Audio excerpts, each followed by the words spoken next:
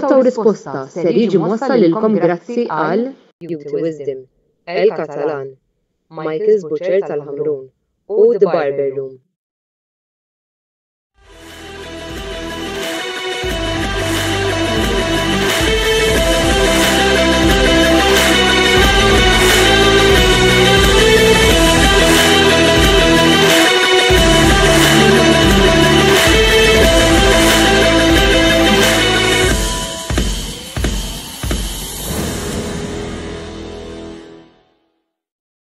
Għadunna bada jissalvilkom jgħatikom merħba 72 episodju mis-sensiela botta u risposta programmi ieħor mimli daqs bajda l-lejla biss qegħdin naraw diversi uċuħ li spiss ikunu fil-programmi tagħna biss l-ewwel qabel kollox welcome back lil Joseph Magri li għandu fil-nuqqas ta' Roberto De Brincat se jkun qed jieħu l-hot seat tal-mistieden residenti. Joseph,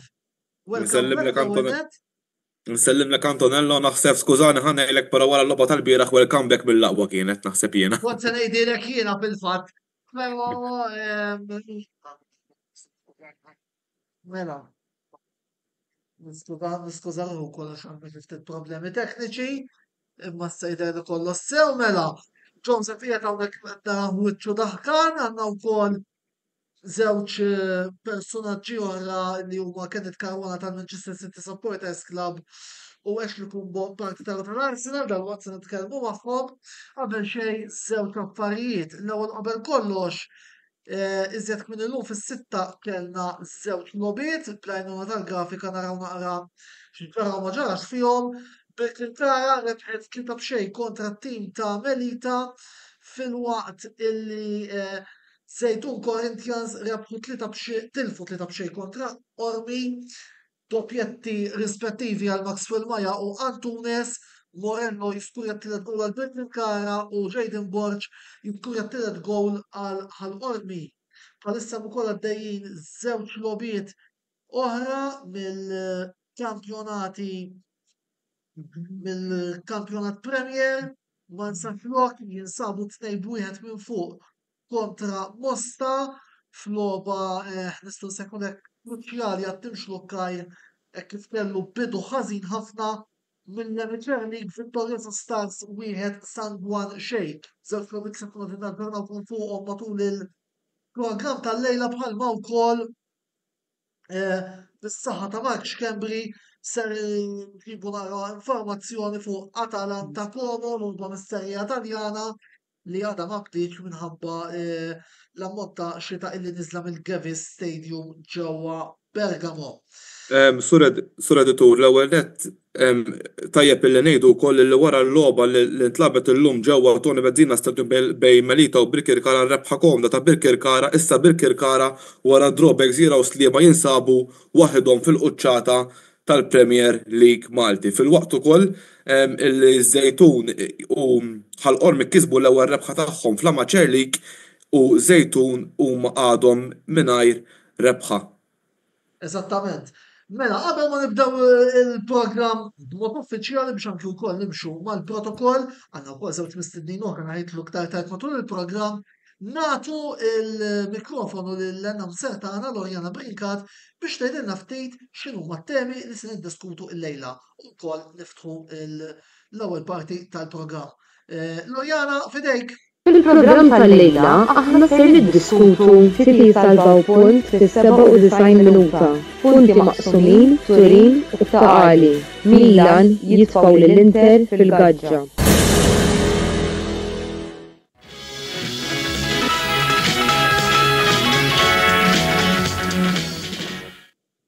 Mela, mpakukom ukoll qegħdin live kull min jixtieq jgħid tiegħu sew fuq din il-logħba kif ukoll fuq id-derby feel free li tibgħatu l-messaġġi tagħkom u mbagħad naqrawhom eventwalment matul dan il-programm. Mela, Kenneth Caruana, is-segretarju tal-Manchester City Supporters Club Malta u Ashley Kumbo, partitarju tal-Arsenal fl-ewwel parti ta' dan il-programm magħna. Kenneth u Ashley nsellminkom l-ewwel net, grazzi tal-lejla rajtu inaħadtu magħna. Xtinu ħana takom fuq il-logħba qabel ma mbagħad nibdew nidħlu fuq it-temi rispettivi. Kienet tista' tibda inti la kontu hu. Kienet logħba ta' ħafna ċuħ. Kienet logħba li fil-li qegħdin fuq l-Arsenal iġibuna idru forsi xi ftit mod kontroversjali. Waqafna nilagħbu. Kellhom jiskurjaw ieħor minn set piece nafu li l-Arsenal huma tim ta' set pieces biex ngħidulu hekk. Fit-tieni gol ġa wasal minn corner ieħor. Mbagħad wasalet tkeċċija u li l-andament tal-logħba naħseb illi tgerfex biex ngħidu hekk il-limba spiċċajna aħna inkollu fuqhom. Xorta ma stajniex niskurjaw, jiġifieri għamilna half time. Ovvjament il-ħin kollu fuq l-Arsenal. Kien hemm anke d-dark arts u ġifieri mejla ta' parsi u weġġa u jkollu jintelqu fl-art u kummidi minn dawn ma dik hija parti mill-futbol jiġifieri. Mbagħad ovvjament mod fortunat, jiena nsejjaħlu mod fortunat, wasal it-tieni gowl fl-extra time illi l-logħba spiċċat 2-2. Hemm ħafna xi tgħid fil-logħba, ġifieri ħafna nitkellmu fuq ir-referees. Ħafna jiena mhux qed nitkellem, jiena nitkellem illi fil-Manchester City nilagħbu bil-false nine u jiskurja kulħadd u f'daqqa waħda biex niskurja biex ikun hemm Haaland biss. Ġifieri anki hemmhekk hemm diskussjoni sħiħa li fil-li ma jiddependux fuq plejer wieħed u fil-li f'daqqa waħda t-tim sar jiddependi mill-attakkant. Hemmhekk nara li għandna xejn ta' problema. Issa għandna Rodri weġġa wkoll jidher li ħajtlef l-istaġun kollu. Mill-aħħar aħbarijiet li għandna jidher li għandu staġun barra. Għandu staġun barra, ġifieri nemmen li huwa pedina importanti ħafna. Jista' jkun illi ħajjibdlu forsi Stones jilgħab fin-nofs Stones jew Kovacic. Illi jkun huwa twil, però Manchester City bħalissa maħniex qegħdin naraw l-aqwa tagħhom żgur, ġifieri anke mal-Inter pereżempju ħloqna chances u ħadd ma jista' jiskurja. U anke jkun naqraw ċertu goals li huma daqsxejn soft ukoll, ġifieri. Però fadal ħafna. B'xi mod għandna l-ewwel xorta fil-lig, ġifieri avolja maħniex qegħdin daqshekk b'saħħitna. Qatt fadal issa forsi hemm transfers anke f'Jannar, forsi ċertu players bħal Foden, eċċetera.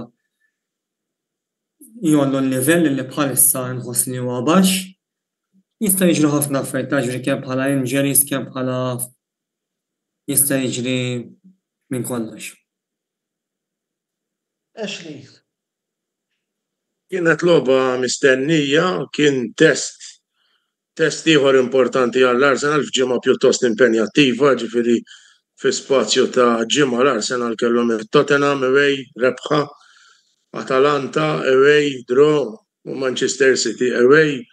Ġifieri li ġiet draw kienet logħba naqbel ma kienet li kienet logħba ta' żewġ tuċuħ, ġifieri l-Arsenal fil-bidu għamlu l-ewwel kwarta kienu qishom għadhom ma niżlux ġol ground u isu il-gowl ta' Haaland naħseb ġabhom f'tagħhom, ġifieri speċjalment il-plejers ta' qudiem id-difiża naħseb kun qed ħallu ħafna spazju kif skurja Haaland sab dak l-ispazju ma tistax iċċedihulu ġifieri dak plejer li skurja mid-gowl f'105 logħbiet issa, jekk niftakar sew. L-Arsenal qabdu jirrankaw, ġifieri jagħmlu l-aħħar nofsija tat-tieni ħaf. Ġejjin ma jagħtux nifs, ġifieri pressjoni fuq kull ballun li jkollhom is-City.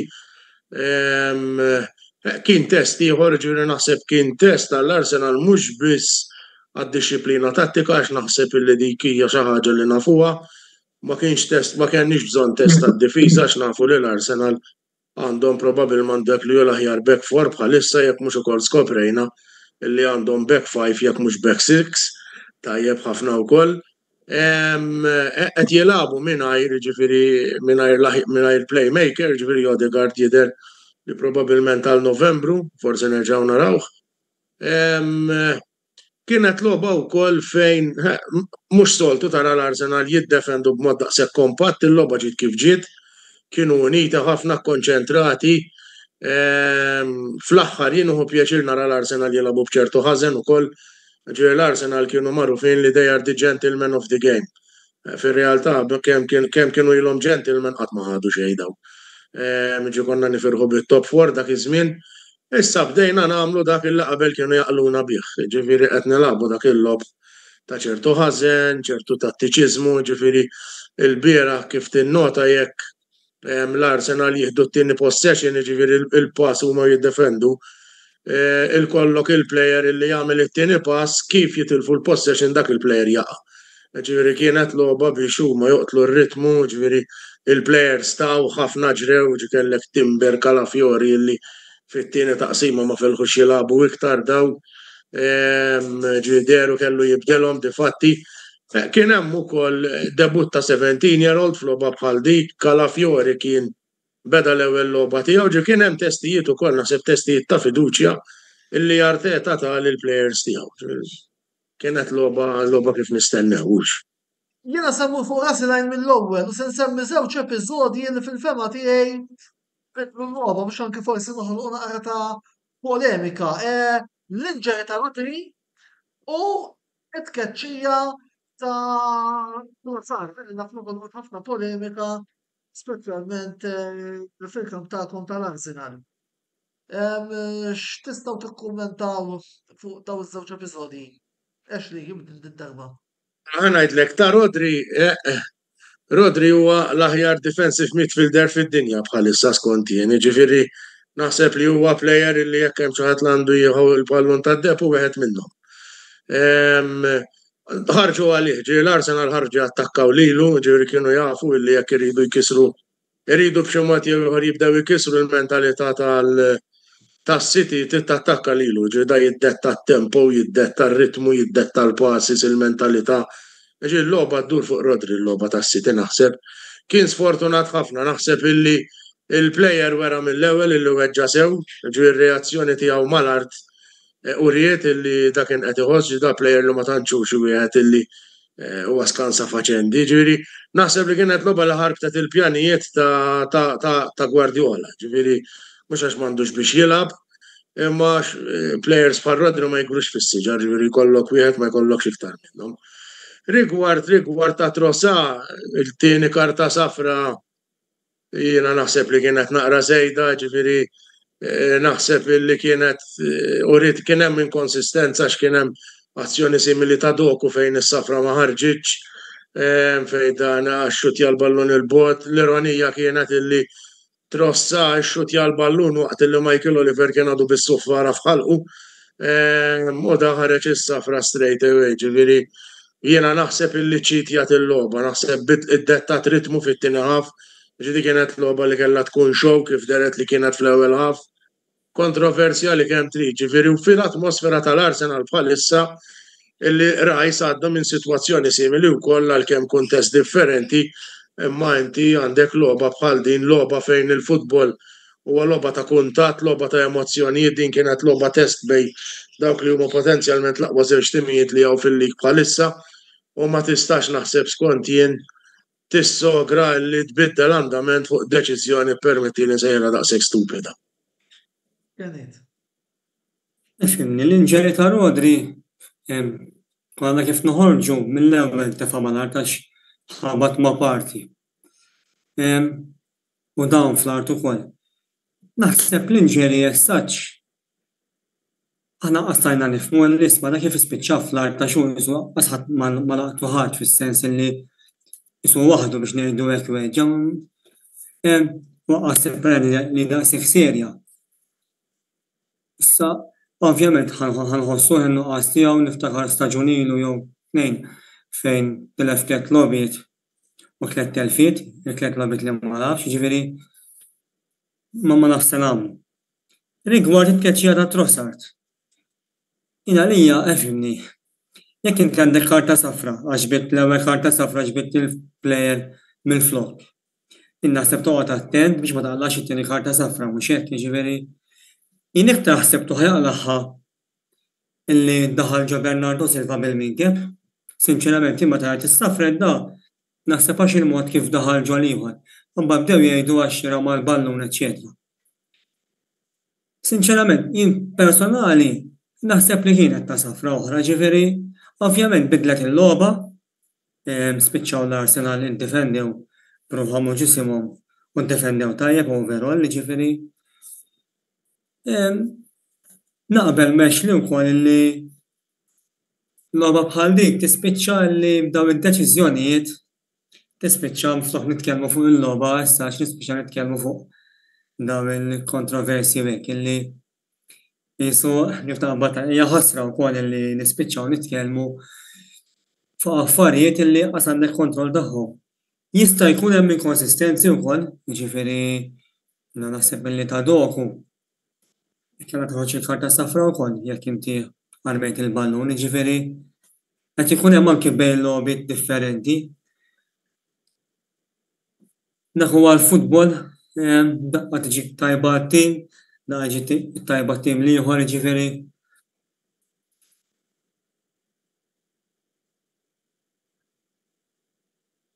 Joseph, Le, jiena li segwejt naqal logħba fuq l-ewwel net naħseb sart li ħatkun logħba kontroversjali ħabba l-fatt li kif qalu l-ħbib tagħna Ashley Wanka kienet ġiet irrefjata minn Michael Oliver li huwa magħruf li joħloq il-kontroversji waqt il-logħb ir-referi, però jiena naħseb wieħed mill-iktar l-ewwel net jiena naħseb il-logħba nemmen li Arsenal kienu kemm xejn aħjar anke l-fatt li baqgħu baxra kienu qed jilagħbu kontra City li naħseb bħalissa huwa wieħed mill-aqwa timijiet li hemm fl-Ewropa. Però jiena għalija naħseb il-mod kif kien wasal il-ħin biex jintemm nemmen li l-karta ħamra li qala madoffi ismu Trossard eżatt nemmen li naħseb kienet daqsxejn inġusta, però ħaġa naħseb illi rajt li qed jagħmlu s-City Iżam illa kif qal tajjeb Kenneth qegħdin kif jagħmlu ħafna timijiet qegħdin jibbażaw ħafna fuq plejer wieħed li huwa Erling Haaland right laqwa naħseb l-iktar plejer li bħalissa qiegħed isib faċilment ix-xibka. Però naħseb u l-istess għalkemm mhux li kien Ingliż qed jagħmlu Real Madrid b'Mbappé. Però jiena naħseb illi s-City fil-Manchester City li rajt naħseb il-bieraħ l-Arsenal kellhom iktar teamwork mill-Manchester City, però ħaġa li sfortunatament rajt li ddejjaqni ħafna li kienet l-attitudni f'ċertu momenti tal-logħba ta' Erling Haaland. Issa ovvjament vera forsi logħba tisħon naqra u logħba bħal dik li naħseb għalija kulħadd jaf il-lik Ingliż huwa l-aqwa lik li hemm fid-dinja il-lik Ingliż u l-isbaħ. U naħseb l-Arsenal u s-City wkoll għandhom timijiet biex jikkompetu fuq livell Ewropew, per naħseb Erling Haaland li fħil minnhom kellu wkoll xi ma' tifel ta' 18 sena ma' William Lewis, illi naħseb ukoll kienet naqa' żejda, però l-iktar li ħadd gost illi rajna l-prestazzjoni ta' Calafiori.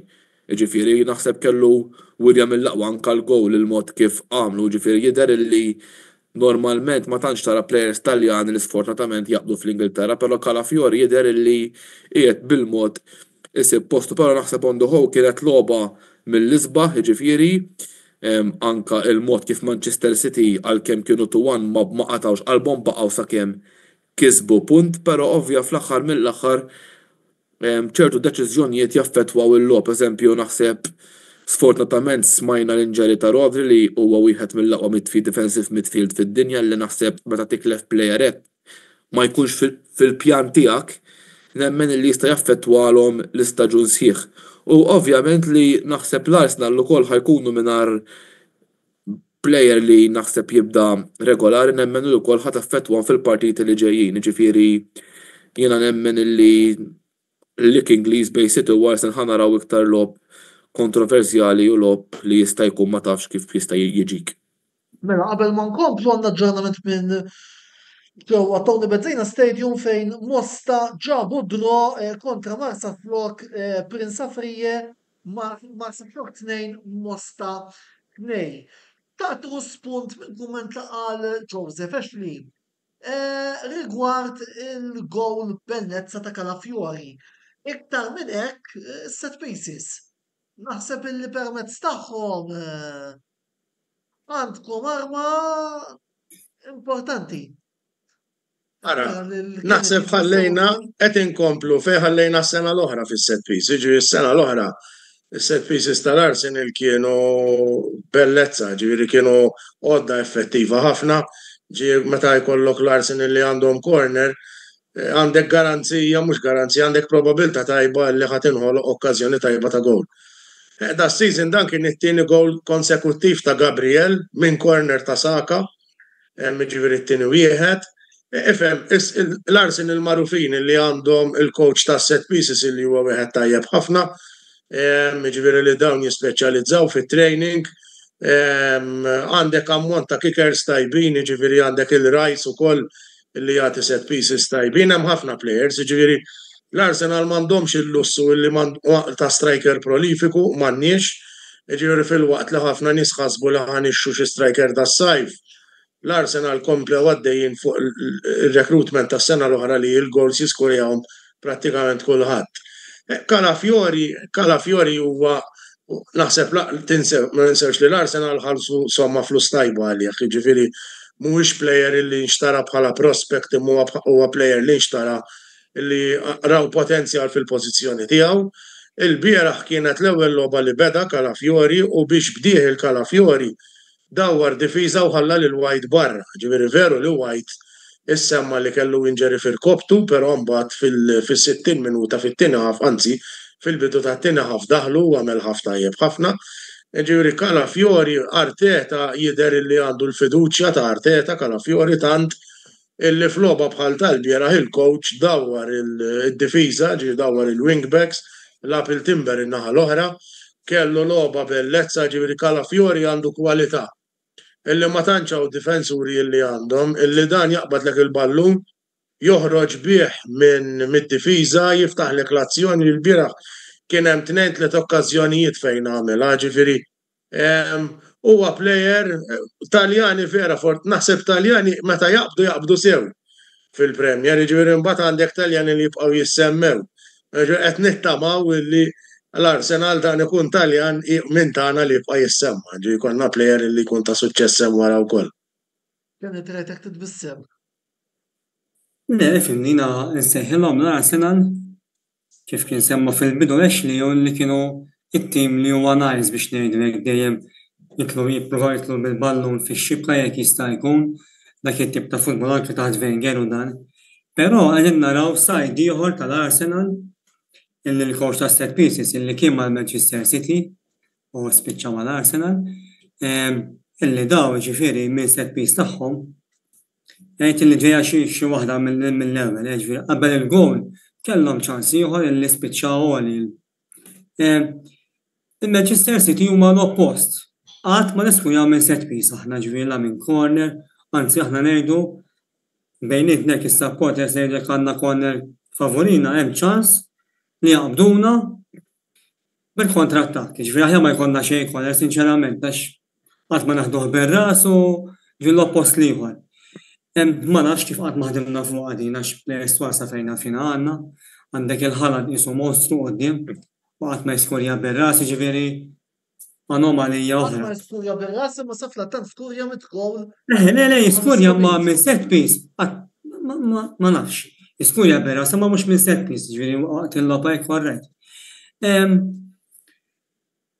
Ovvjament jiena anke nibda nara li jista' jkun ikun hemm ukoll anke x'bieraħ rajt ukoll li l-gowner ishom jafsuh biex jattulu anke mill-mod kif jista' joħroġ fuq il-ballun. Jiena narahom milli l-Arsenal huma tajbin ħafna rigward is-set piece, ġifieri kemm il-logħba skurjaw minn corner jew minn free kick. Mela Joseph fil-qosor għandek xi kummenti fuq Haaland? Jiena ħaġa waħda li ħanejt kif semmejtu l-Haaland jiena nqisu bħala l-attakkant tal-Jack of all trades. Tgħidli għal xiex. Mela jiena nqisu l-attakkant li għandu kollox. L-attakkant komplut għaliex għandu fiżika twila. B'saħħtu. Ġirja u ġilli aktar il-gows tiegħu anke l-mod kif crosses jidħolu bir-ras ma jiskurjax però jtir u jiskurja b'saqajh. Issa forsi vera kif qal tajjeb il-ħabib tagħna kienet ma jiskurjax bir-ras, però jiena nemmen illi bħalissa huwa l-aqwa attakkant fid-dinja x'anka l-fiżika tiegħu tgħinu biex jikseb dak li jikseb. Ġifieri anke l-bieraħ jekk rajna ġifieri il-gowl kif fetaħ l-iskoru għal Manchester City kien irċieva pass ġera minn wara d-difiża ġifieri u ġew waħdu ġifieri tefa' l-ballun fix-xibka jiena naħseb jiġifieri huwa attakkant pur li għandu kollox. Mela, għaliex ukoll wasalna biex nagħlqu l-ewwel parti. Min taħsbu li gwadanja l-iktar minn dan id-draw? Ħallu wara minn kulħadd. Fuqha. Jien naħseb aħna tlifna żewġ punti ironikament, ġifieri Permetti ma maġina. domanda li qabel ma tkompli twieġeb. Il-gowl ta' Stones, x'pis taħsbu li ser ikollu fuq il-kampjonat? Meta tqis li anki kellna Premier League li ġew deċiżi b'punt jew tnejn. Ħanajdlek, jista' jkollu, jista' jmur kull naħa, ġifieri jista' jkun il-gowl li jiddeċidilek flik l-aħħar tal-Mejju, ġifieri ma tistax tgħid, ġifieri daw ġiex punti u ma ġiex punti importanti u meta tqis li aħna waqajna ġiex punti mal-Brighton u ma ġiex punti li jistgħu jiswew tal-bieraħ, ġifieri fil-waqt li qabel naħseb konna qabel il-logħba konna ħafna minna li kienu jkunu happy illi kieku ġejna draw away mas-City. Niddubi tas-sib supporter tal-Arsenal illi huwa happy li ġejna draw mas-City wara li spiċċat il-logħba ġiex daqstant konna viċin u naħseb konna konvinti li nistgħu nieħdu 3 punti. U Ashley onestament kemm inżid ħaġa żgħira mal-punt li qal Ashley il-mod kif ġie jidru lejn l-aħħar tmiem tal-partita ġifieri dik naħseb l-iktar ħaġa li naħseb il-fans ta' Arsenal ukoll tagħhom ġewwa. Ikkinditejt kif jgħidu l-Ingliżi, ġifieri frustrazzjoni kbira, l-kont qed tara l-logħba miegħi. Il-frustrazzjoni li kien għawaw ġol kamra qoddim il-television ta' barra minn hawn kienet. Nista' nimmaġina kienet. Fimni kif kienet il-logħba. Aħna fit-tieni ħaf stennejna li isma' sanna ċans nibħu l-logħba mhux hekk. Imma bad tiġi 50 minuta, 60 minuta, 70 minuta. Għedna smani, jekk nagħmlu sada nilagħbu, xorta mhux se niskurjaw. Ovvjament, f'dik id-disperazzjoni biex ngħidu lek li tiskurja tasal tajt illi għall-inqas ġibna punt u għadna l-ewwel. Ovvjament m'għandekx tkun ħebi bidru, però fiċ-ċirkostanzi kollha naħseb illi r-riżultat ġust u anki wieħed jkun kuntent bil-punt. Kemm se jaffettwa l-kampjonat? Tant għadna fil-bidu. U tant tfadallu illi kieku tgħidli pereżempju din l-logħba kienet f'Marzu u April ngħidlek isma' li ħadd affettwa b'xi mod jew ieħor. Però issa pereżempju issa dal-ġimgħa hemm il-League ukoll. Issa hemm issa ma' Newcastle away logħba oħra diffiċli ta' vera, mbagħad għandek iċ-Champions League. Tant hemm lof xulxin illi ma naħsibx li tkun xi determinanti daqshekk għax għadna fil-bidu wis ġifieri ma naħsibx illi ma nemminx illi ħadd tkun daqshekk. Hemm ħafna punti x'intrebħu u ovvjament hemm ħafna punti x'intilfu wkoll. Mela kienet qabel ma verament nagħlqu l-ewwel parti bħas-soltu aħbarijiet mis-supporters tagħhom. L-aħbarijiet bħalissa kulħadd moħħu fuq Rodri, innhom kulħadd jibgħat u kulħadd għaddej, jiġifieri hemm għaddejja l-affarijiet. Għandna laqgħa tal-kumitat dal-waqt ukoll biex anke nippjanaw l-avveniment ukoll tal-miliet bħala ekla tal-miliet li nagħmlu biex niltaqgħu il-membri kollha. Bħala membership għaddejjin ukoll tajjeb, jiġifieri qegħdin nitlu aktar membri ġodda wkoll u qegħdin dan, jiġifieri bħalissa isu membership biex ikollna aktar membri bħala klabb Malta, kif ukoll qegħdin nippjanaw rigward l-avveniment tal-miliet fejn niltaqgħu kollha flimkien u nieħdu pjaċir. Normalment ġieli anke nagħmluha jkun hemm logħba mbagħad nieklu wara allura wieħed jiltaqa' bħala familja qisu waħda. Mela, grazzi lil Kenneth u grazzi wkoll lil Ashley tal-intervent tagħhom f'dan il-programm. Ibqgħu magħna għaliex kif nerġgħu nirritornaw għat-tieni parti se nitkellmu ftit fuq il-Kampjonat Premier għal din il-ġimgħa kif ukoll niddiskutu ftit ukoll fil-qosor Juventus Napoli. Ibqgħu magħna għaliex dalwaqt inkunu magħkom nerġgħu.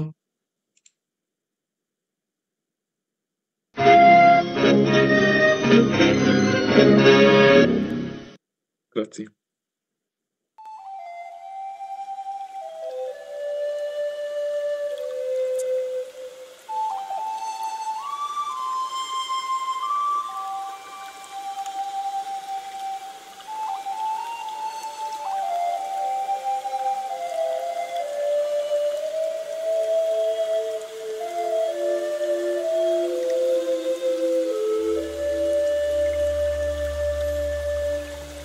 Grupp President tal-Kura għall-aħjar prodotti u servizzi ta' sburija. Żuru wkoll nisba' xewna fl-istess stabbiliment għall-aħjar servizz ta' trattament ta' dwiefer.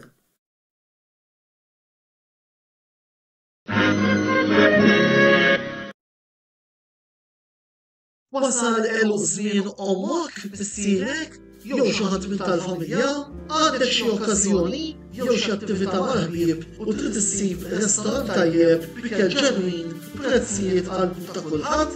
Post wieħed għandek issib il-Katalan tax-Xajra fejn issib għażla vasta ta' pizza, pasta, grills u għaġin f'atmosfera b'element familjari. Għal bookings ċempel fuq 21800-997 jew żur is-sit tagħna għal iżjed informazzjoni. Il-Katalan, ir-ristorant għalik.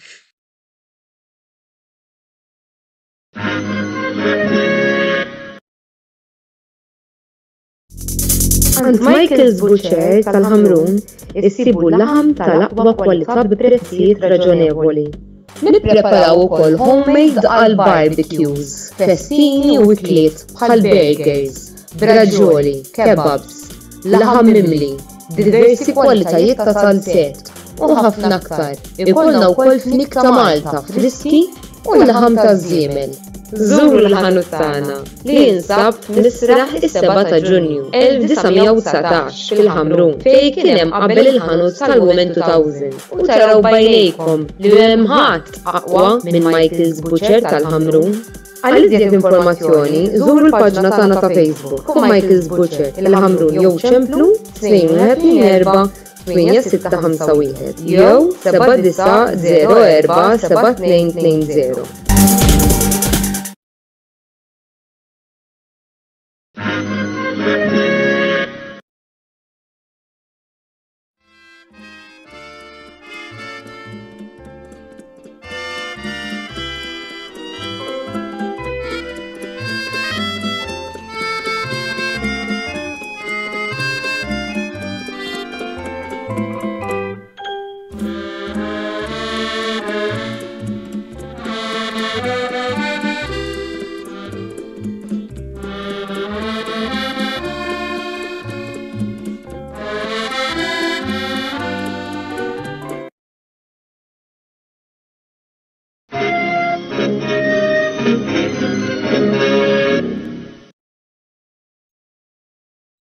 Allura t-tieni parti tal-programm Botta u Risposta fejn jingħaqad ukoll magħna l-editorjalista tas-serjera Wayne Mikallef għal dina il-parti tal-programm. Wayne, qabel xejn insellimlek b'nidem ieħor wiċċa kaddaw lillum.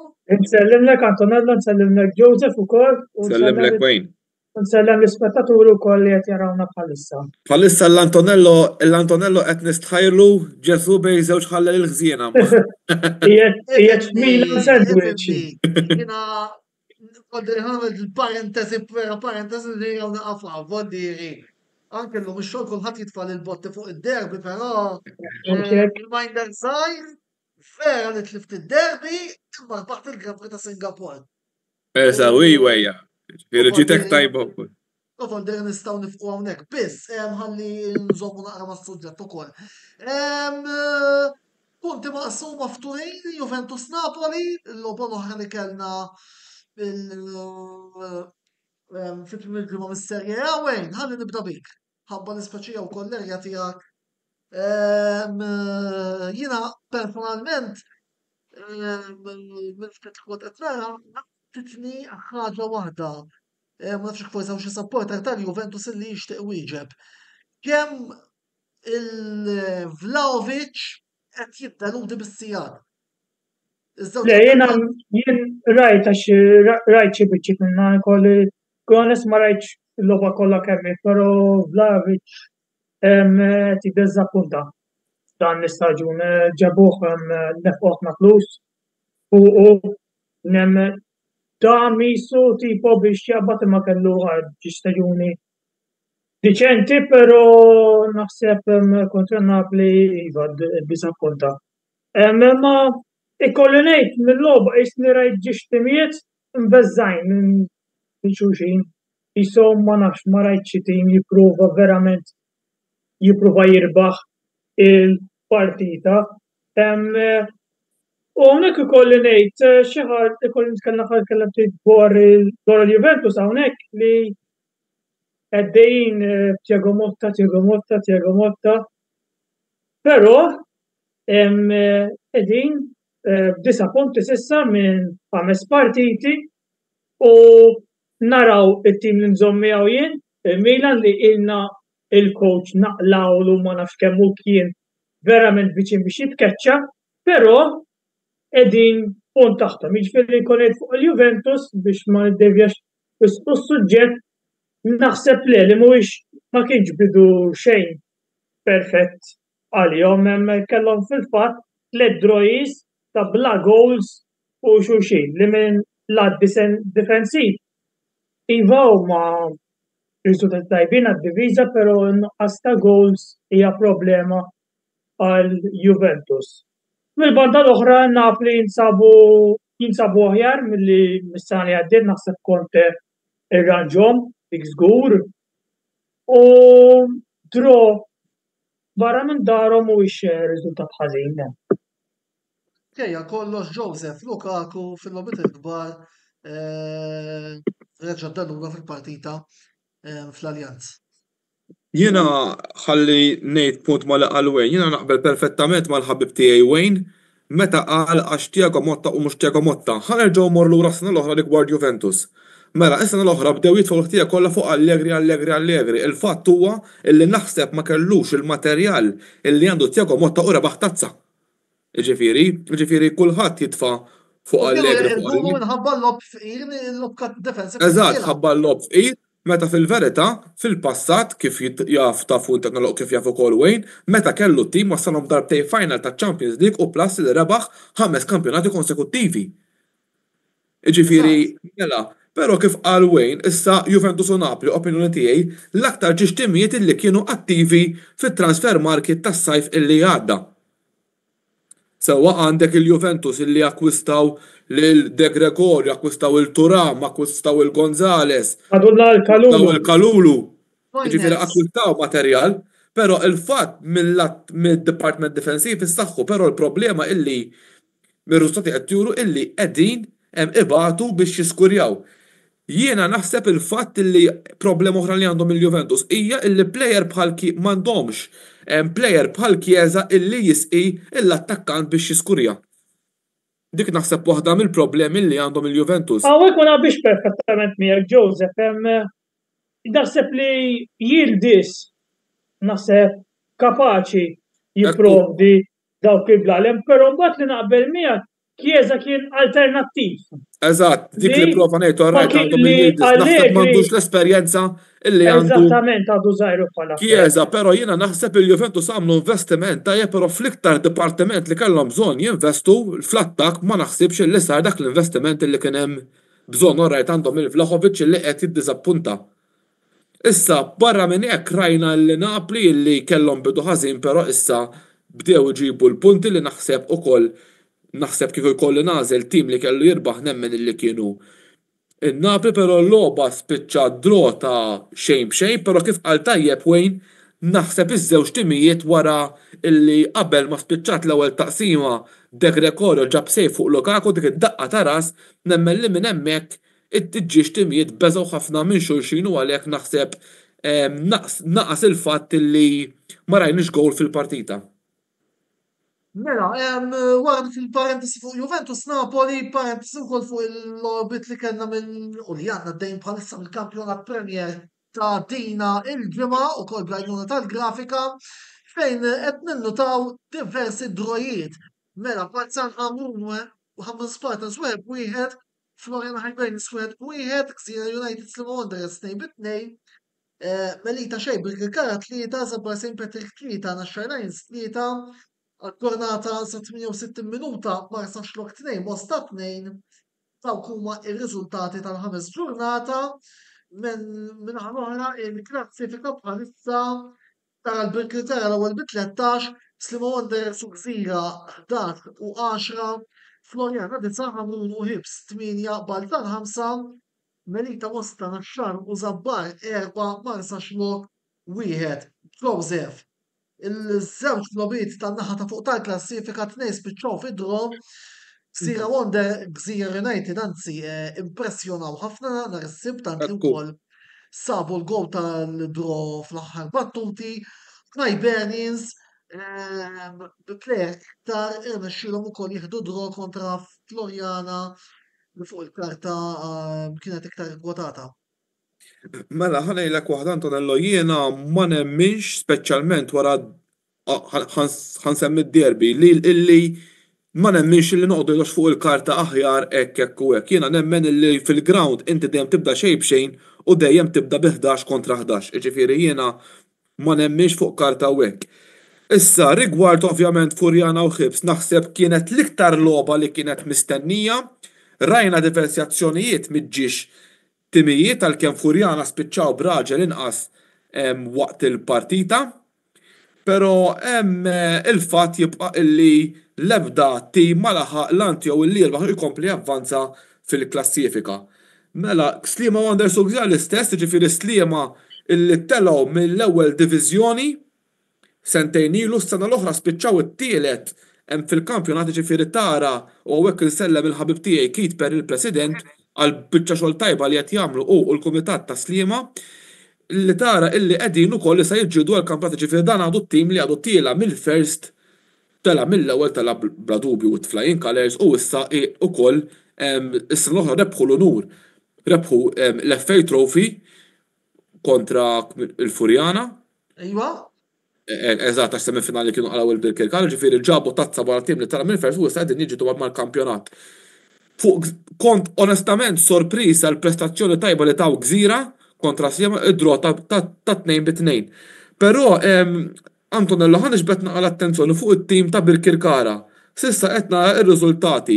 3-3 maħal Balzan rebħa ta' wieħed b'xejn. Kontra Ħażabbar 2 b'xejn ma marsax lok 2 b'xejn mal-Ħibs u llum rebħa kontra 3 b'xejn fuq Melita. Mela sissa naħseb labu ma' timijiet li kif jidhru mhumiex daqshekk ta' livell tagħhom. Issa nhar il-ħadd li ġej ħajlabu kontra Mosta. Però issa imisshom kontra it-tliet partiti li jmisshom huma jmisshom kontra Sliema, Gżira u Ħamrun, ġifieri il-5 timijiet mistenni it-timijiet bejn l-ewwel il-Birkirkara l-ewwel u mit-tieni sal-5 post is-sibda u t-timijiet li ħajkunu qegħdin jilagħbu kontra Birkirkara. Ġifieri Birkirkara għandha 3 konfronti diretti. Naħseb hemmhekk wieħed irid jara jekk sarx improvement fit-tim ta' Birkirkara mill-istaġun li jħorlaw illi sissa jinsabu waħedhom fil-quċċata, però hemmhekk irridu naraw kemm Birkirkara ħajkunu kapaċi iżommu dan ir-ritmu fil-kampjonat. Fil-firma tiegħi naħseb illi il-postijiet tal-ewwel 6 għat-top 6 naħseb illi diġà kważi huma definiti għalkemm tfadal nofs round li rridu naraw. Mela għandna kumment minn Clifford Navas Navarro li qed jaqbel xejn fuq kollu illi Wayne u Joseph qegħdin jgħidu fuq Juventus. Clifford hekk forsi telabora naqra jista' jkun li naħlu wkoll fit-tielet parti tal-programm. Biss għalissa ser nerġgħu nibqgħu waqfa qasira ta' riklami naf li ħafna minnkom qegħdin tistennew il-kummenti u d-diskussjoni fuq Inter Milan ġejja wara dawn it-3 minuti. Nieħdu tazz-ilma u nerġgħu nitlu lura. U ovvjament ikonna wkoll sew mistieden tal-Inter kif ukoll intervent qasir minn Roberto De Brincat jiġifieri għandna nofsija 40 minuta mimlin daqs bajda niddiskutu id-derbi della Madonnina. Biss qabel xejn 3 minuti reklami u nerġgħu nkunu magħkom.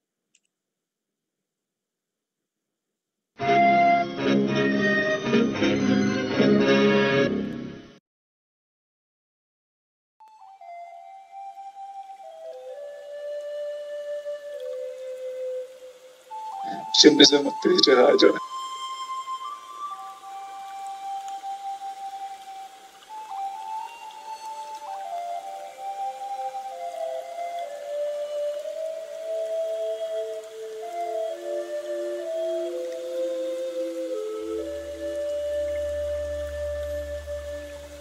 Jum tal-kura għall-aħjar prodotti u servizzi ta' żburija.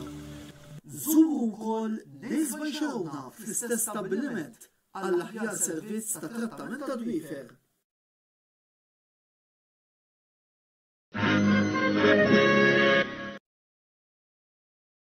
Wasal żmien ommok missierek jew xi ħadd minn tal-familja għandek xi okkażjoni jew xi attività mal-ħbieb u trid issib restorant tajjeb b'ikel ġenwin b'prezzijiet qalb ta' kulħadd, post wieħed għandek issib El-Kataran tax-Xajra fejn issib għażla vasta ta' pizza, pasta, grills u għaġin f'atmosfera b'element familjari. Għal bookings ċempel fuq 21-800-997 jew żur is-sit tagħna għal iżjed informazzjoni. El-Kataran, ir-ristorant għalik.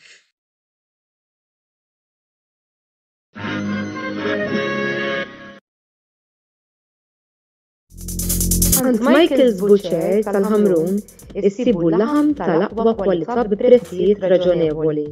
Nippreparaw ukoll homemade għal barbecues, festini u ikliet bħal burgers, braġoli, kebabs, laħam mimli, diversi kwalitajiet ta' salset u ħafna aktar. Ikollna wkoll fnik ta' Malta, friski u laħam ta' żiemel. Żuru l-ħanut tagħna li jinsab misraħ is-7 ta' Ġunju 1919 fil-Ħamrun fejn kien hemm qabel il-ħanut tal-Women 2000 u taraw bajnejkom li hemm ħadd aqwa minn Michael's Butcher tal-Ħamrun. Għal iżjed informazzjoni żuru l-paġna tagħna ta' Facebook u Michael's Butcher il-Ħamrun jew ċemplu 2124-8651 jew 7904-7220.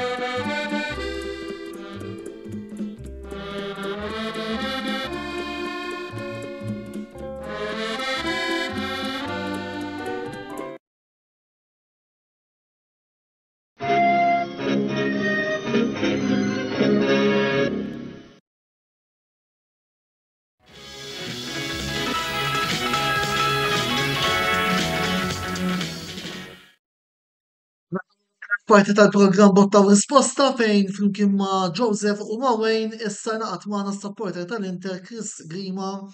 Grazzi wkoll tal-li naqat magħna Chris, nsellimlek. Qabel ma nkomplu għat-tornament ieħor mit-Tony Mezzina Stadium Mosta imorru fil-vantaġġ permezz ta' Richard Luca Rosa da Silva. Marsa xhur 2 Mosta 3 fil-waqt li fis-Sardina Stadium Vittoriosa Stars 2-0 kontra San Juan Ghost ta' Ogonupe u ta' Godwin Emanuel. Vittoriosa Stars nisabbilin ir-rebħa jitilgħu l-ewwel ma' Birzabuġa St. Peters u Attard b'6 punti. 15 oħra mill-konfront bejn Birzabuġa St. Peters u Vittoriosa u qed neskludu xejn illi ikollna programm part minn programm ta' ġimagħtejn oħra appuntu li jittratta dan il-konfront. Biss ħafna minnkom qegħdin tistennew din il-parti tal-programm naf id-derbi Inter 1 Milan 2. Chris, ħanibda bik, anke minħabba l-fatt li l-Inter kienu home. Nixtieq noħolq kumment minn għandek fuq id-derbi u mbagħad nisma' ta' Wayne. Chris, ukoll welcome back lilek ukoll għal din l-ewwel dera tiegħek f'dan l-istaġun f'dan il-programm. Tittixel il-mikrofonu però Chris.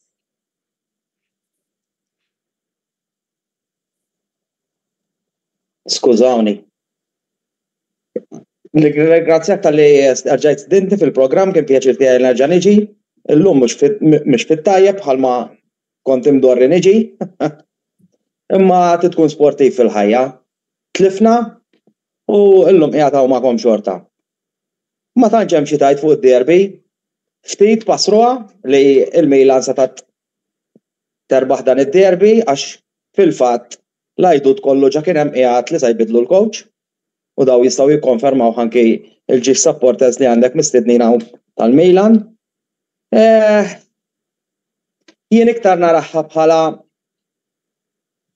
li l-Inter ma niżlux dik il-grinta li niżlu s-soltu, ma rridx inneħħi l-mertu tal-Milan għax il-Milan għamlu logħba kbira. Però l-Inter ma kinux l-Inter li nafuhom is-soltu.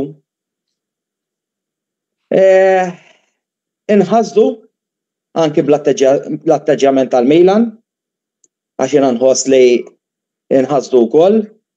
Inżaghi naħseb aġġel ukoll f'ċertu substitutions, speċjalment kif qala lil Çalhanoğlu, għax kif qala lil Çalhanoğlu tagħhom iċ-ċwievet tal-midfield u llum ħarġu xi states ukoll li l-Milan xutjaw 12-il darba wara li nqala Çalhanoğlu, mentri qabel ma nqala Çalhanoğlu xutjaw 4 darbit biss. Hemmhekk għandek tinduna kemm aħna jiswa dak il-plejer għalina. Però ftit hemm xi tajt, rebħu d-derbi, rebħu 3 punti, laħquna, issa qegħdin pari punti b'8 punti tnejn li aħna. It-triq twila, ħajkun hemm ħafna lob.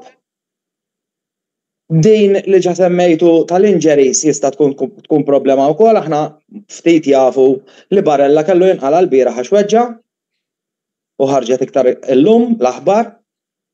Jiġifieri issa naraw, ma tantx min-naħa tal-kamp interess tista' tgħid fuqha. Mela, wejn qabel ma titkellem inti daħlilna wkoll aġġornament mingħand Marx Kembri Atalanta Como skedata llum tħassret minħabba l-ammont ta' xita li niżel fil-Gavi Stadium, il-logħba ħadd intlab għada tiġi rkuprata appuntu għada. Wejn. Proset li nagħmlu ukoll. Thank you, Antonello. Bħalma qal Chris, vera ftit bassru li jemmel Milan kienu ħajrfu dan id-darbi. Fil-fatt, fiċċet li għanna bejnietna Antonello, lek xi nofstu żana ġejja l-lejla u qed tajjeb int li darbi kollox jista' jiġri. Kieku qed li ġimgħa ilu jew wara dik il-logħba tal-Liverpool li ħanirfu darbi ma kontx nemlek żgur. Però naħseb hawnhekk naqbel perfettament ma' Chris, kienet logħba li il-Milan iktar milli rebħuha tattikament naħseb rebħuha bil-grinta u l-passjoni tal-plejers li kollu nistqar dan l-istaġun ma rajt xejn minnha. Inħsat kif rajt il-plejers kif kienu qed jippressaw, kulħadd kien iddixxiplinat. Qatt ma kont rajt issa dan l-istaġun għamilna logħba kbira, kuntent ħafna dak li rajt. Stajna niskurjaw iktar fl-aħħar tlifna chances, kien hemm il-ħeder tal-Leja u il-ċans li falla Abraham u li falla Okafor fl-aħħar. Jiġifieri il-logħba seta' tispiċċa b'aktar goals favorina terġa'. Mill-banda l-oħra jkolli ngħid xi ħaġa żgħira fuq l-Inter ma kontx qed nistenna li jagħmlu dik il-prestazzjoni diżappuntanti. Mux ħangor, nkun onest miegħek.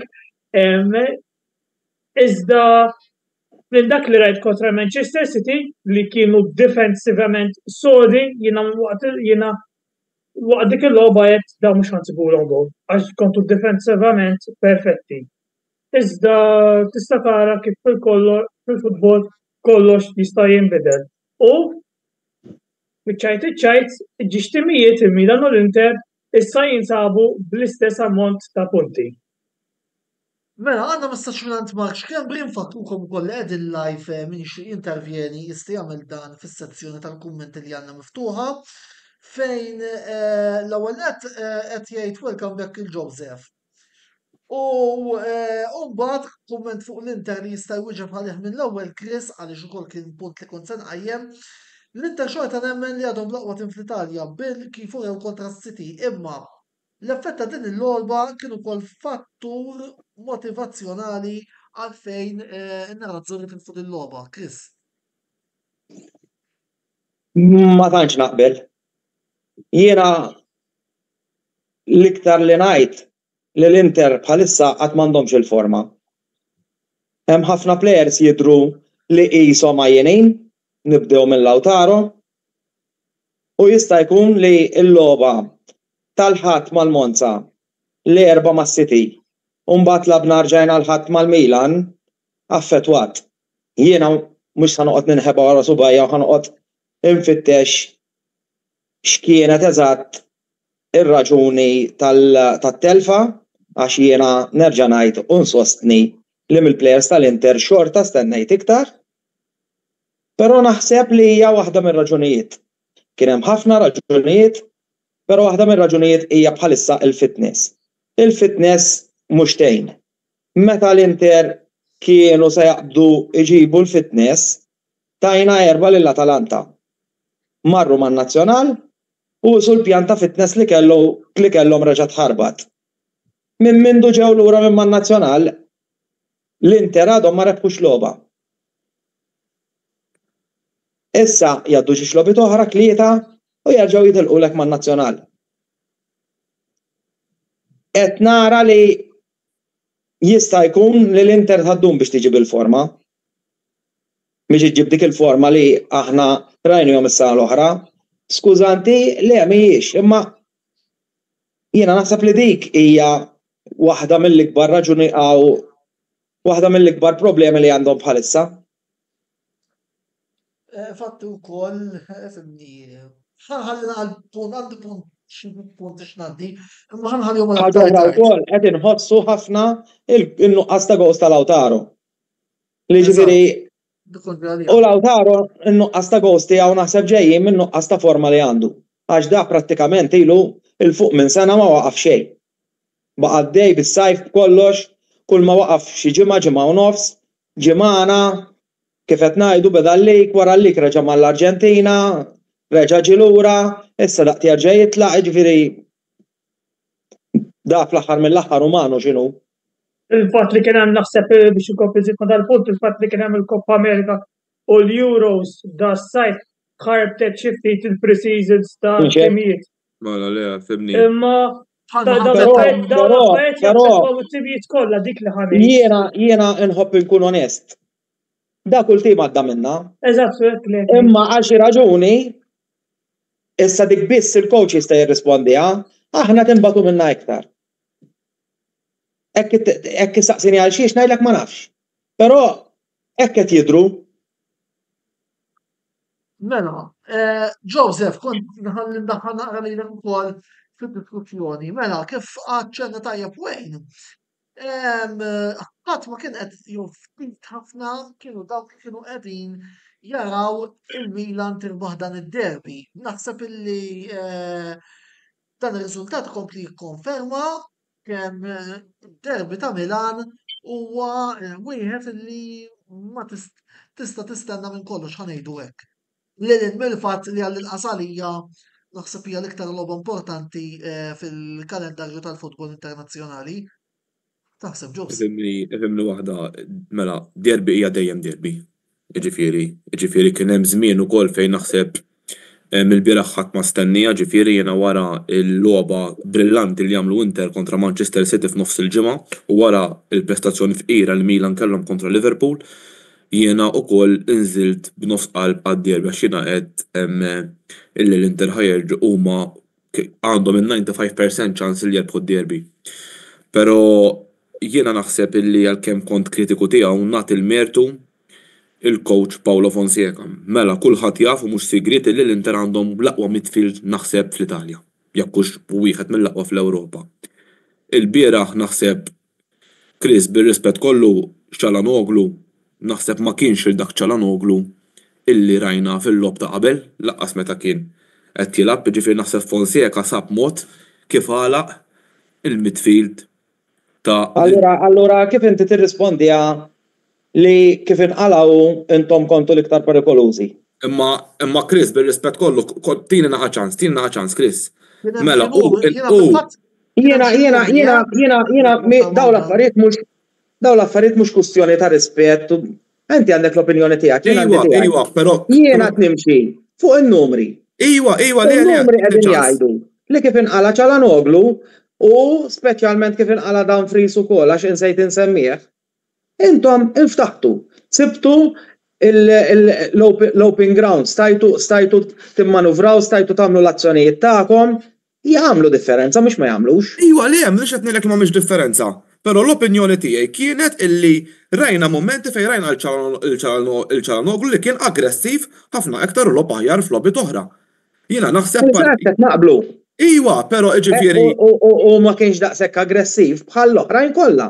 Eżatt, ġifieri. Jiena tweħħel fil-kundizzjoni fiżika.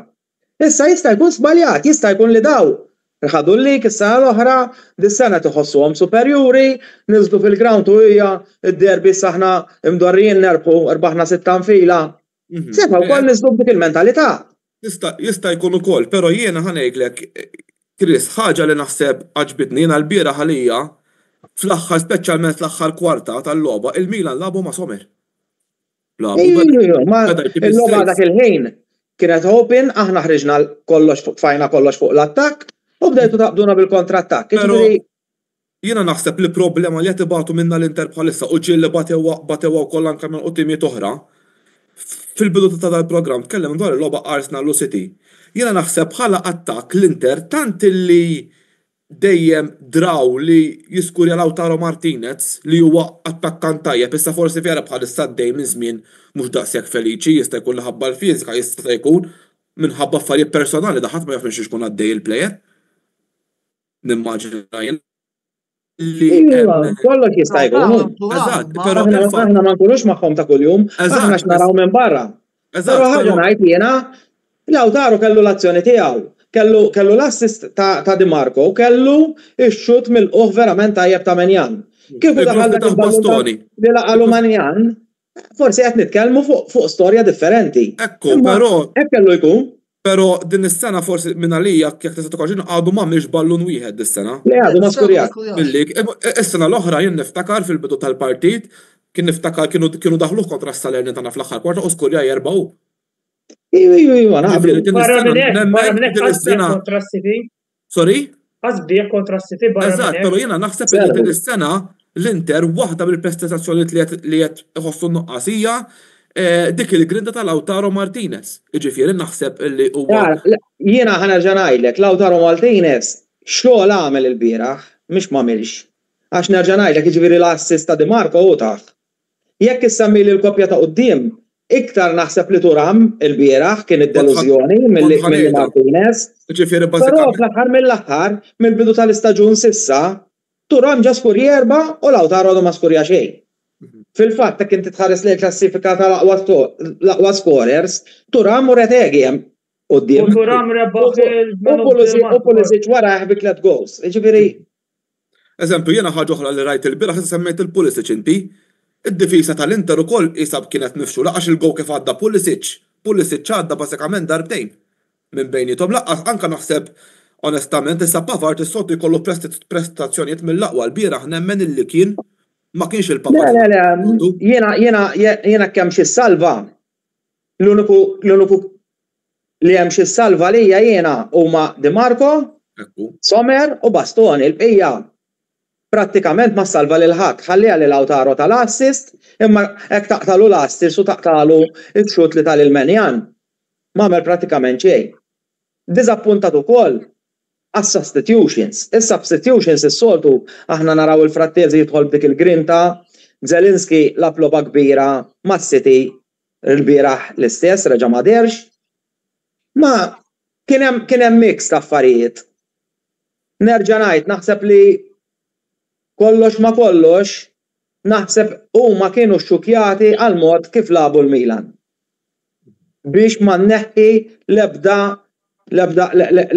dak tal-Milan. Il-Milan naħseb tattikament kienu tajjeb, biddel il-formazzjoni 4-4, bdejtu tippressawna, u xi ħaġa naħseb li ma tantx aħna mdorrijin għaliha. Għax fil-fatt hemm minnhom anke li Sommer bdejtu tippressaw. Kważi għamlu ballun. Jiġifieri eżatt, meta kien se jaħrablu ta' Abraham li laqgħu mbagħad. Jiġifieri kollox ma kollox kien hemm mix. Jien naħseb il-logħba ntrebħet bħalma jintrebħu l-logħbu f'nofs il-ground. Fonseca biddel formation għal 4-2-4 li 4-4-2. Skont titinbezzax dik l-starting line. Però naħseb li fin-nofs kien perfett.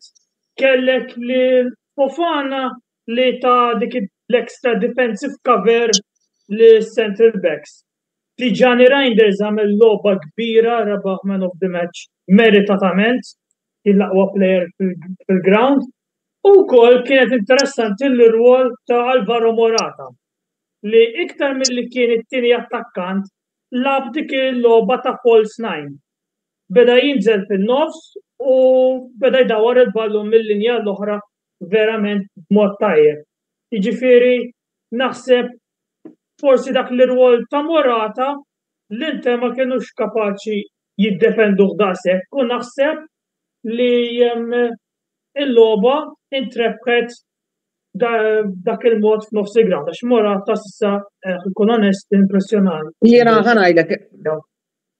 Fil-fatt nifhem se tipprova tgħid, però sakemm Morata kien fil-ground, il-logħba kienet 1-1. Mela, tajli ġifieri m'għandix raġun Morata ma m'għamilx logħba kbira, le raġun inti hulek Morata għamel logħba kbira. Imma l-fattur determinanti naħseb kien is-substitutions meta qala lil Barella, li Barella illum skoprejna li qalaw minħabba li weġġa. Naħseb aġġel ħafna għax Inzaghi għandu manija kbira li min jaqla karta safra irid ibidlu, jiġifieri qala lil Çalhanoğlu kmieni nibqa' ngħidha. Mhux qed ngħidlek li il-Milan se ma rebħitx kieku Çalhanoğlu baqa' fil-ground. Però dak il-ħin aħna kellna bżonn l-esperjenza ta' Çalhanoğlu fil-ground. Meta daħal Għażlani jiddispjaċini ma nixtieqx ngħid kontri għax jiena kontra l-plejers tal-Inter ma nħobbx ngħid. Jista' jkun l-ar wieħed li għandna Korrea. Però ma kienx kapaċi u mal-okkażjoni u spiċċa Għażlani ġie fħalq liljuni. U liljuni bela. Tkompli s-saħħaħ il-punt li nofs il-ground intilfet il-logħba tal-Inter. Nofs il-ground intilfet imma missa kemm kien hemm Morata. Għax wara li inqala Morata nqalgħu l-oħrajn u mbagħad il-logħba ntrebħet. Li qed ngħid li l-rwol ta' Morata fil-logħbiet preċedenti tal-Milan ma kienx hemm dak il-plejer li forsi. Le, jiena naħseb illum dejt insegwi programm li tħaddet it-tattika. Inzaghi dejjem. Ħajkollu waqfek ftit għaliex għandna video li batilna Roberto De Brincat. Illi fih se jispjega ftit appuntu l-aspett tattiku u din il-famuża sistema ta' 4-2-4 illi għattotta Fonseca, il-coach ta' Milan, il-biraħ. Mela, nisimgħu lil Roberto għandna xi messaġġ biex naqraw u mbagħad forsi il-panel kun tista' tirrispondi għal dan il-video illi batilna Roberto De Brincat. Speċjalment l-iktar Wayne u Joseph minħabba li tinvolvi t-tim tagħhom. Nisimgħu x'għandu xi jgħid Roberto. Bieraħ kellna rebħa mhux mistennija ta' Milan fuq Inter fid-derbi tal-La Madonnina ġewwa Milan. Kellna tim li l-coach tiegħu Fonseca kien taħt pressjoni enormi u x-xnijat kienu li jekk jitlu fil-logħba tal-bieraħ jinsa jitkeċċa minn postu bosta smidi semmew bħal Tudor, Sarri, Terzic biex jgħidu postu. Però l-logħba tal-bieraħ Weddaw, n-nata l-Milan, jizzaw berba attakkanti, kellek il-Leaw u l-Pulisic mal-Lini u l-Morata u l-Abram ċentrali li pratikament kisru il-pjan tattiku tal-coach ta' Inter Simone Inzaghi fejn anke l-possess tal-ballun min-nata Inter kien wieħed deboli u batut meta mqabbel mas-soltu. U ma kienx għas-sejf tal-goalkeeper Zvizzeru Sommer kif naħseb Milan kien jirbu bi-skor ferm akbar. Kollox ma kollox naħseb kienet rebħa meritata għat-tim ta' Milan li ovvjament salvat post Fonseca u saħt id-dubi dwar il-potenzjal reali minnaħa ta' Inter u kif Inter minkejja li ovvjament huma meqjusa bħala tim favoriti li jirbaħ il-kampjonat u għadhom ġejjin minn drota xejn ġewwa l-Etihad kontra Manchester City meta sabu tim li għalqilhom l-ispazji bil-darba attakkanti sabuha ferm diffiċli biex jilagħbu l-logħba tipika tagħhom u ovvjament jirqu l-logħba. Ovvjament kienet wirja derbi kulħadd jaf li huwa logħba miftuħa, ma tistax tbassar minna jirbaħ. Il-Milan kienu ilhom żmien twil ma jirbħu d-derbi ta' Milan, però l-bira rnexxielhom u tom nifs qawwi f'dar ħafna xnijat ta' kriżi li jkun hemm fil-midja Taljana b'mod regolari. Grazzi hemmhekk il-Roberto tal-intervent tiegħu fuq il-logħba, ftit messaġġi li daħlulna wkoll. L-ewwel nett Anthony Abela qed jgħidilna strieħu fis-sliem Gerixo u Toto Schillaci. Fuq Toto Schillaci diġà tkellimna ħafna sew jien appuntu u kif ukoll Roberto Voldiri ukoll kellna n-not ta' Gerixo il-winger ta' Aston Villa li wkoll ħadd tazza Champions magħhom fit-82. Wayne Dalli qed jgħidilna jien ma naqbilx fuq din tal-fitness. Mhux kull klabb ikollu l-plejers tan-nazzjonal. Nemmen li Milan labu sistema differenti ukoll li marret tajjeb ħafna. U hawnhekk naħseb jien ikolli naqbel ma' Wayne. Minnaħa l-oħra Charlo Antonelli qed jgħidilna Hello Joseph Magri from Xejżin. Naħseb it-tifla ta' Charlo dina forza Barella. Mela biex inkomplu ukoll fuq dak illi qegħdin niddiskutu. Chris, ħanġi għalik. Jena xtaqt najt dik li kont sa najt fuq il-sistema tattika.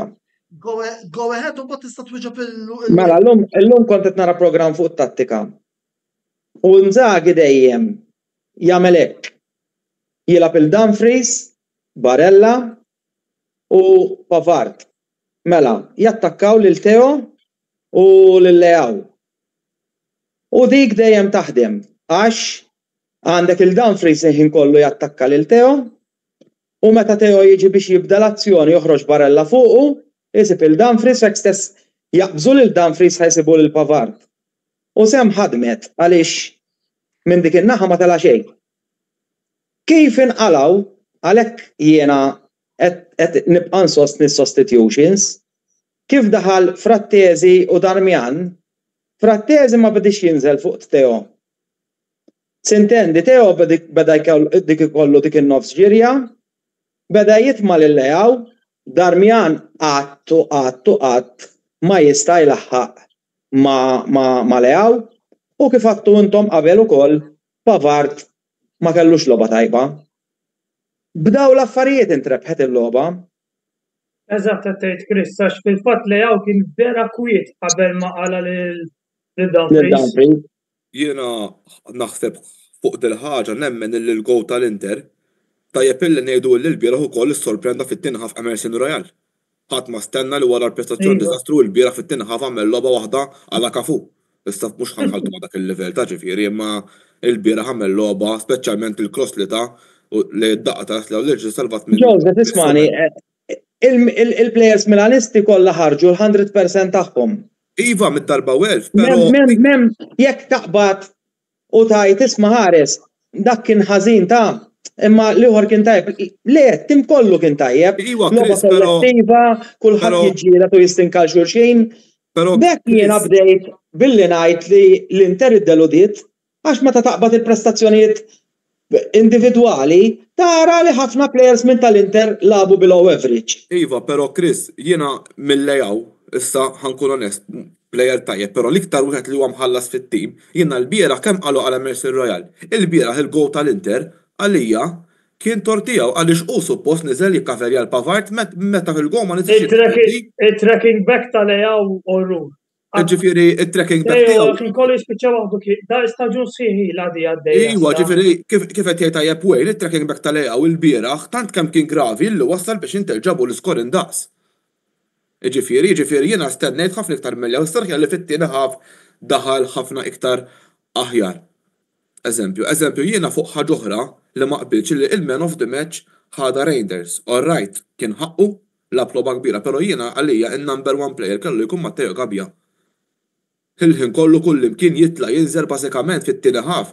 Naħseb l-iktar attakk perikolos li ħolqu Inter kien meta ġie Di Marco u Gabbia tajjarlu l-ballun għall-corner. Ġifieri kulħadd jaf x'livell ta' plejeru Di Marco u Gabbia ġifieri żammu. Ħadlu l-ballun, ġifieri jiena nemmen li l-biera Gabbia ta' l-iktar wieħed illi ta' li jirsista biex ġiet ir-rebħa. Ovvjament it-tim kollu jirsista, però fid-difiża nemmen li Gabbia kien l-aħjar. U fil-fatt kienet id-deċiżjoni korretta li ma jilabx Pavlovic. Ekku, jiena onestament informazzjoni kritikajta, ma l-verità li Fonseca l-biera ħamel xogħol tajjeb. Jiena ħaġa waħda kemm ngħidi Chris qal li Barella ħareġ b'inġeri, però wkoll kif stajna naraw, Barella wkoll ħareġ iddiżappuntat bil-performance tiegħu. Deret kif inbidel li ħareġ iddiżappuntat bil-performance? Jo bil-performance tiegħu jew bil-performance tat-tim kollu, għax anki sħabu minnhom darba minnhom beda jgħid kemm jiflaħ ma' Dumfries. Ma nafx hekk rajtu hix. Anka ma' Di Marco għajax kien ix-xut jafħim minnhom. Jiġifieri jiena dal-atteġġament ma jogħġobnix li toqgħod tajjeb ma' sħabek, jiġifieri biex inkun qed ngħid kollox. Għax inti jo qed tillidja jew nkella ħanoqgħod ngħajjad miegħek u inti taf illum kif saru l-plejers, kif tajjeb naqra magħhom, kulħadd jissupervja u jagħmel, ġifieri. Però minn hemm ħarġet id-diżappunti hawn li beda jara li l-affarijiet tas-soltu ma kinux qed jiffunzjonaw. Fil-fatt forsi nqajjem punt fuq Di Marco u Gabbia li huma żewġ titfal tal-klabs illi skurjaw ukoll goals fil-dan il-konfront. Fil-każ ta' Gabbia kien il-goal deċiżiv kemm importanti illi f'ċertu logħbiet ikollok plejers bħal Di Marco u Gabbia tingħid min-nersi rispettiva ta' Inter u Milan illi forsi jkunu jistgħu anki jimmotivaw l-isħabhom iktar. Eżatt. Issa jiena m'iniex xi partitarju tal-Italja, però turi kemm importanti li jkollok xi ħadd ta' nazzjonalità Taljan u speċjalment ikun tiela mill-academies tiegħek. Għax juru dik l-ekstra 110%, juru dak il-qalb. Juru l-qalb, diki kif kien Paolo Maldini. Mela, l-aħħar żewġ temi qabel ma nagħlqu, ħana jkolli nibda bik, jiena ħaġa li onestament qed iddejjaqni naqra fil-kamp ta' Inter hija l-fatt illi minn 5 logħbiet Inter rebħu 2. Naħseb li għall-istandards attwali u tnej li rebħu qabel il-wafqa. Eżatt, ma tantx huma aċċettabbli. Ma nafx hekk taqbilx miegħi Chris. Jiena nerġa' ngħidlek. Issa jożaqhom mimlija wara dak li ġara l-istaġun li għadda. Però xi ħaġa mhux qiegħda tiffunzjona bħalma funzjonat is-sena l-oħra. Aħna ma nkunux magħhom kuljum. Mhux qed ngħidlek li hemm xi ġlied intern, ma nimmaġinax li hemm xi ġlied intern, però jista' jkun li hemm jew sens ta' superjorità u li meta dak mhux qed isarraf fil-ground. Jew nkella hemm kif għattilkom qabel il-fiżika mhux hemm qiegħda jixtiequ imma mhux qed jifilħu għal sħiħa. U għandna l-problema kbira fl-attakk. U għandna l-problema kbira fl-attakk. Ifhimni ma jekk m'hemmx Lautaro, hemm Thuram u hemm Taremi. Volderi Thuram. Inti meta tara l-lig ta' dis-sena, l-ewwel ħaġa tinduna li ħafna mit-timijiet issaħħew tajjeb. Għax mhux billi tixfi l-plejers, tixfi l-plejers li għandek bżonn. U ħafna timijiet issaħħew tajjeb. Però meta tara dat-timijiet kollha, tinduna li kull tim l-ikbar problema tiegħu qiegħda fl-attakk. Ħares lej kull tim li hemm fis-Serje A u tinduna li l-attakkanti tagħhom qed isibuha diffiċli biex jiskurjaw. U jisibuha diffiċli biex jiskurjaw għax il-livell ta' Serje A dis-sena ogħla. Is-inti meta ma jiskurjalekx l-attakant, irid jiskurjalek id-difensur, irid jiskurjalek il-midfielder u hekk jista' jkun jiskurjalek anke il-goaler biex ipattel dak in-nuqqas ta' goals. Però s'issa aħna waqaf Lautaro waqfu kollha. Apparti f'ġiex logħbiet għax għalkemm Turam skurja 4, skurja 2 u 2.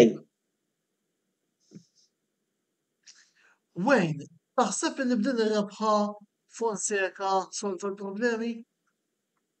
Jew Le. qed tittama li jkaċċih li Le, jitkaċċih? mhux għaliex li jitkaċċa titih ċans, imma ma nistgħux nimlew rasna sa xirbaħna d-darbi kollox huwa tajjeb. Problemi għad hemm il-problemi interni dawk l-ikbar problemi hemm bejn Ibrahimovic u CEO ma u spjax ma tantx huma pubbliċi l-affarijiet li hemm, però ġlied intern qatt ma jgħinu lit-tim. U għad hemm xi żbalji difensivi li rridu nirranġaw ukoll. Naħseb il-gowl faċilment seta' jiġi evitat. Nispera li Leao jitgħallem jagħmel it-tracking back għax skużani ikollu jibda Okafor fuq ma jinteressanix li fuq li suppost nitlaqwa talent tat-tim jekk ma tix ħadd 100% tista' ma tilabx.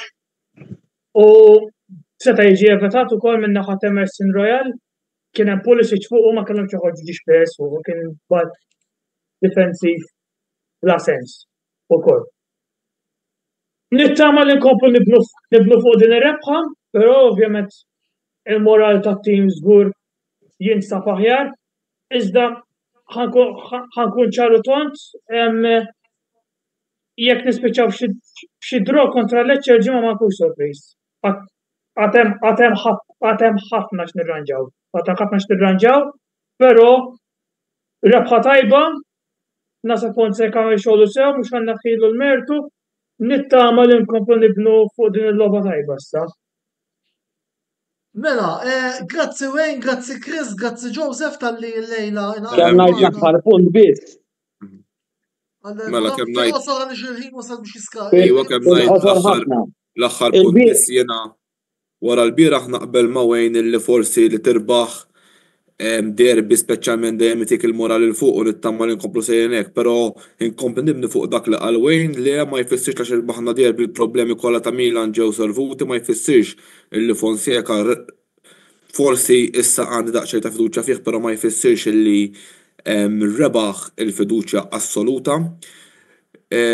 Importanti illi ovvjament jiena wara ma naqbilx ma' Wayne jiena qed nistenna li t-tim bħal huwa Lecce nemmen illi għandna inġibu 3 punti, però tara jekk il-moral moliex meta nhar it-tlieta fl-ewwel ta' Ottubru ħammorru l-Ġermanja nilagħbu kontra Leverkusen li wkoll huma tim b'saħħtu ħafna. Naħseb hemmhekk iridu naraw jekk verament it-tim impruvjax u ovvjament naħseb hemm bżonn isir inqas naħseb paroli min-naħa ta' diriġenza ta' Milan. Ibrahimovic għandi rispett leh, però naħseb din il-ġimgħa qal kumment żejjed qabel il-logħba ta' Champions League kontra Liverpool. Però on the whole jidher li se jkun naqa' kampjonat interessanti, però ħaġa li qed ninnota jien li timijiet il-kbar, eżempju timijiet il-kbar qegħdin naħseb ibatu biex iġibu 3 punti. Fosthom rajna wkoll minn Juventus, Inter u anke Milan u xek.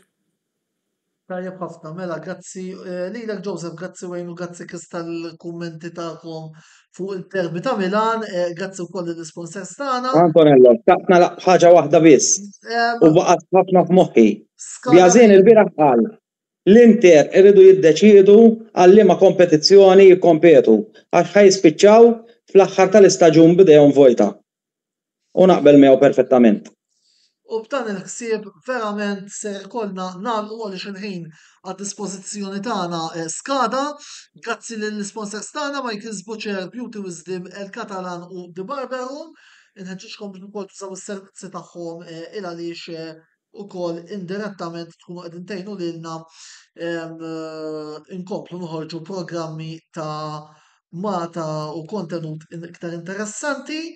Infakkarkom ukoll li dan il-programm minn hawn ftit ieħor se jkun disponibbli fuq il-YouTube channel tagħna, għaldaqstant tinsewx tidħlu hemmhekk u wkoll tafsu dik is-subscribe ħalli ma titilfux xejn minn dak kollu illi noħorġu aħna minn ħin għal ieħor.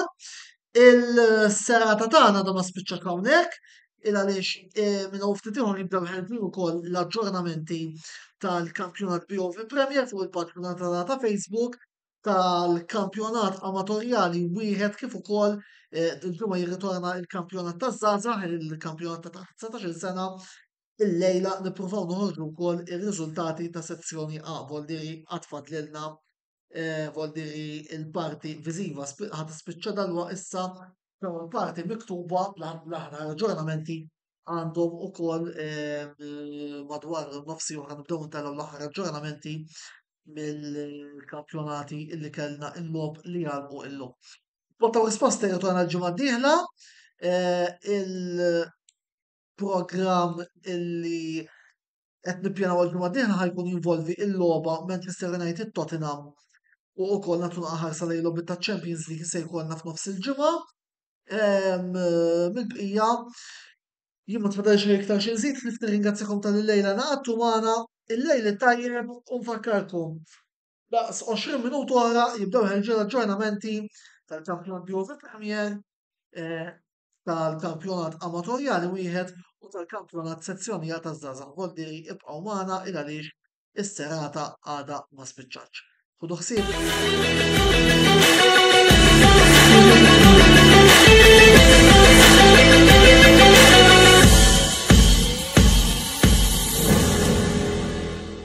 Botta u risposta ġie mwassal lilkom grazzi għal Beauty Wisdom, El Catalan, Michael's Butcher tal-Ħamrun u The Barber Room.